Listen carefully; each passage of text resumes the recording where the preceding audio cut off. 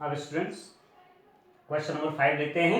जांच कीजिए कि क्या आर में R equal to A B द्वारा परिभाषित संबंध आर स्वतुल्य समित अथवा संक्रामक है। ये तो सेट ऑफ रियल है, रियल नंबर में से लेना है और ये रिलेशन दे रखा है A B such that A is less than equal to B cube. अब मैं ये एक पेयर लूं, यदि या मैं देखूं कि 1/2 बिलोंग्स टू आर, यदि मैं ऐसा कहूं तो इसका मतलब क्या हुआ, 1/2 का मान 1/2 के क्यूब मतलब 1/8 से कम होना चाहिए, पर ऐसा तो नहीं है। 1/2 का मान तो 1/8 से बड़ा होता है, तो ये तो फॉलो नहीं हो रहा है, इसका मतलब ये भी फॉलो नहीं हो रहा है। इसका मतलब आर स्वतुल्य नहीं है, आर आपका स्वतुल्य नहीं। अब मैं सममित दिखाने के लिए एक पेयर लेता हूं 1/2। यदि 1/2 बिलोंग्स टू आर, इसका मतलब क्या हो गया, 1 is less than 2 cube is equal to 8। ये तो होता ही है, ए का मान आर से छोटा होता है।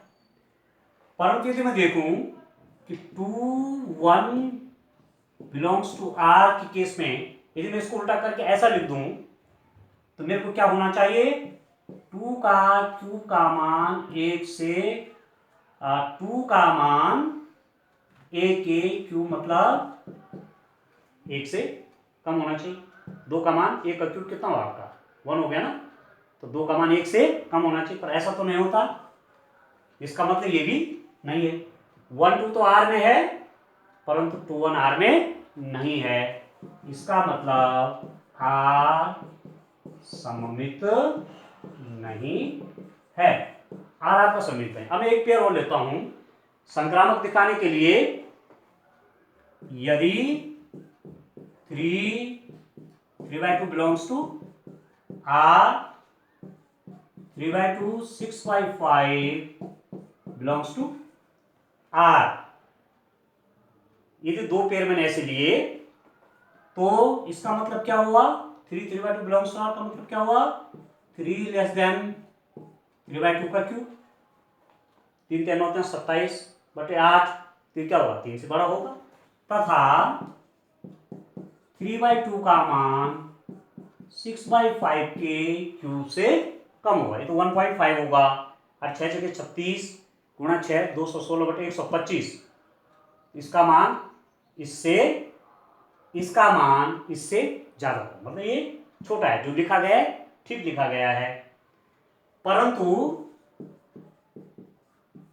देखो 3 का 3/2 पर संबंध है, 3/2 का 6/5 पर संबंध है, तो क्या इस 3 का इस 6/5 से संबंध है या नहीं है। तो 3 6/5 के केस में आप देखेंगे, मैं इसको बिलोंग्स टू आर करूंगा तो 3 इज लेस देन क्या होना चाहिए, 3/5 का क्यूब होना चाहिए। अब 6/5 का क्यूब कितना हुआ 216/125, तो ये तो क्या है 3 बड़ा है और ये छोटा है, इसका मतलब नॉट हो जाएगा, इसका मतलब नॉट हो गया, मतलब ये छोटा हो गया, ये क्या हो गया बड़ा हो गया। 3 का 3/2 पे संबंध है, 3/2 का 6/5 पे संबंध है। यदि इसको संक्रामक होना होता तो इसका इससे संबंध होता, पर ये ऐसा नहीं हो रहा है। इसका मतलब आर संक्रामक नहीं है, तो न तो ये स्वतुल्य है, न ये सममित है, और न ही ये संक्रामक है।